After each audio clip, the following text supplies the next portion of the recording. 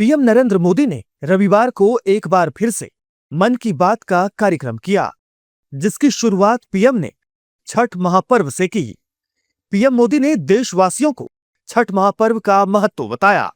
उन्होंने कहा कि अगर मौका मिले तो सभी लोग छठ उत्सव में एक बार जरूर भाग लें। छठ महापर्व भारत की एकता का सबसे बड़ा और सुंदर उदाहरण है।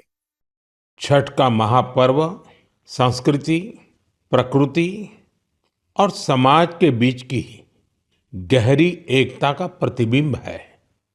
छठ के घाटों पर समाज का हर वर्ग एक साथ खड़ा होता है।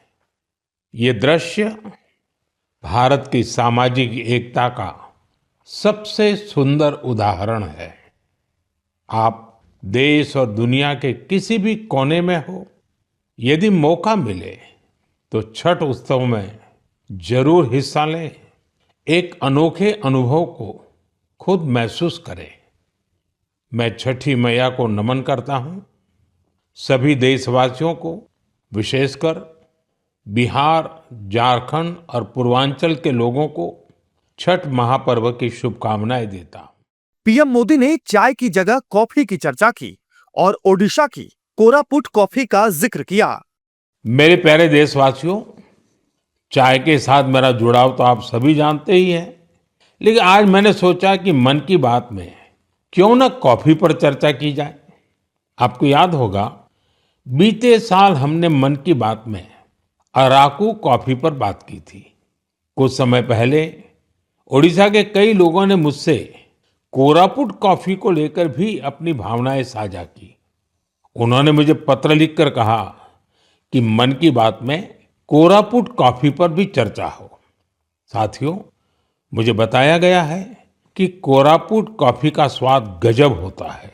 और इतना ही नहीं, स्वाद तो स्वाद, कॉफी की खेती भी लोगों को फायदा पहुंचा रही है। प्रधानमंत्री मोदी ने ऑपरेशन सिंदूर का भी जिक्र किया और देशवासियों के नाम लिखे गए पत्र का भी याद दिलाया। वाकई ऑपरेशन सिंदूर ने हर भारतीय को गर्व से भर दिया है। इस बार उन इलाकों में भी खुशियां के दीप जलाए गए जहां कभी माओवादी आतंक का अंधेरा छाया रहता था। लोग उस माओवादी आतंक का जड़ से खात्मा चाहते हैं, जिसने उनके बच्चों का भविष्य संकट में डाल दिया था। पीएम मोदी ने जीएसटी में बदलाव से हुए फायदे को भी गिनाया और कहा कि इस वजह से भारत के बाजार में खूब खरीदारी हुई। लोगों ने सकारात्मक प्रतिक्रिया दी है। जीएसटी बचत उत्सव को लेकर भी लोगों में बहुत उत्साह है। इस बार त्योहारों में एक और सुखद बात देखने को मिली। बाजारों में स्वदेशी सामानों की खरीदारी जबरदस्त तरीके से बढ़ी है। लोगों ने मुझे जो संदेश भेजे हैं, उसमें बताया है कि इस बार उन्होंने किन स्वदेशी चीजों की खरीदारी की है। साथियों, मैंने अपने पत्र में खाने के तेल में 10% की कमी करने का भी आग्रह किया था। इस पर भी लोगों ने बहुत सकारात्मक रुख दिखाया है। पीएम मोदी ने भारतीय नस्ल के कुत्तों को अपनाने की अपील की। उन्होंने कहा कि कैसे भारतीय सुरक्षा बल देसी नस्ल के डॉग्स पर फोकस कर रहे हैं। बीएसएफ और सीआरपीएफ ने अपने दस्तों में भारतीय नस्ल के डॉग्स की संख्या बढ़ाई है। डॉग्स की ट्रेनिंग के लिए बीएसएफ का नेशनल ट्रेनिंग सेंटर ग्वालियर के टेकनपुर में है।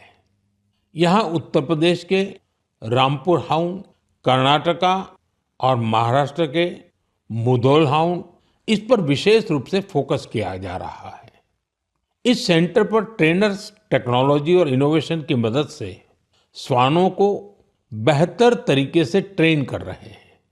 भारतीय नस्ल वाले डॉग्स के लिए ट्रेनिंग मैनुअल्स को फिर से लिखा गया है ताकि उनके यूनिक स्ट्रेंथ्स को सामने लाया जा सके।